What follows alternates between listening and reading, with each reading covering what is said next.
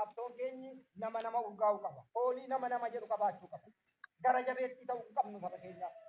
Haala kam keessattuu rakkoo isaaf jennee baane baachuu danda'uu qaba. Hojiin keenya inni guddaan kan milkaa'uu danda'u saba keessatti Oromiyaa keessatti lolaa jirru bosona qabna amma Oromiyaan keessatti lolaa jirru kana keessatti amma bosonni keenya maaliya?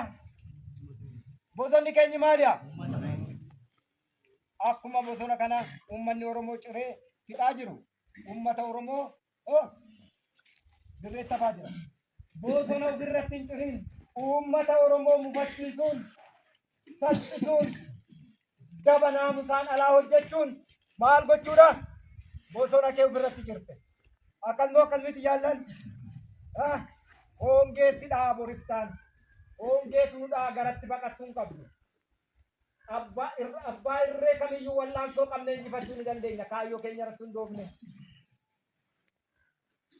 Saba Oromoo garuu saba kamiyyuu sirni kamiyyuu qaamni hidhate kamiyyuu wallaansoo qabee injifatee hin beeku hin injifatu. Oromoo wajjin wallaansootti seenuun gatii nama baasifti. Kanaaf yoo namni tokko uummata mufachiise nu keessaatii rakkoon naamusaarra deddeebitee yoo mul'atte inni tokko bosona sirratti ciraa jira. Jaallaa badhu kun sirrii miti. Kootu meeshaal jedhanii achi baasanii itti himanii uummatichaan asiiti lakki kanaafidha. Jarjaraadha xiqqoo malee ammeenyaan qabu sumaaf manaa ba'ee sumaaf beela dheebu argaa jira. Jarjaraa sumatu qaba. Hawaasa keessa jira sumaa dhufe. Sumarraa dhalate jarjaraan kuni tasgabbaatiin qabda beekaas wallaalaas suma qaba. Gowwaaf gamna suma qaba. Kan keetii jabeeffadhu. Otoo hamtuun tokko alagaan sirratti roorrisee immoo sirratti bu'aa akka amma afaaniin dubbatu miti jettee ijaarrachuu qabda moo ijaarrachuu hin qabdu? Akkas gochuu qabna moo hin qabnu?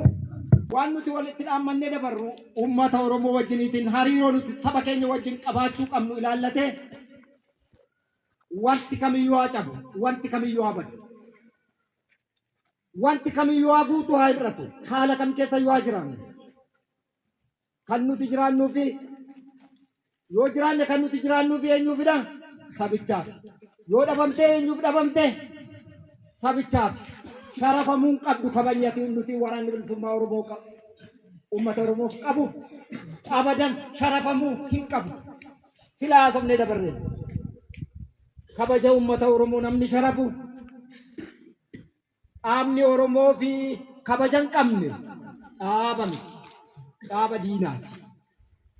Waraanni Oromoof kabaja hin qabne waraana Oromoo miti. Haala kam keessattuu yoo jiraanne sumaaf jiraanne yoo dhabamneef samaaf dhabamaa jirra dhabamnati kabaja saba keenyaa gadi buusuu hin qabnu. Kun har'aa kaaftee waadaa nuu ta'uu qabdi. Hin taamoon ta'u jaallan. Hin taamoon ta'u. Haamilee dhaba namni baay'ee murannoo qaba. Murannoo dhaba. Hin taamoo hin ta'u. Oromoo kabaji wanti sittiratu tokko hin jiru. Maddi milkii injifannoo fi keenya uummata keenya. Maddi odeeffannoo keenya tikni dabaan nuti qabnu eenyudha? Uummata keenya. Dugda keerraa maal qabda?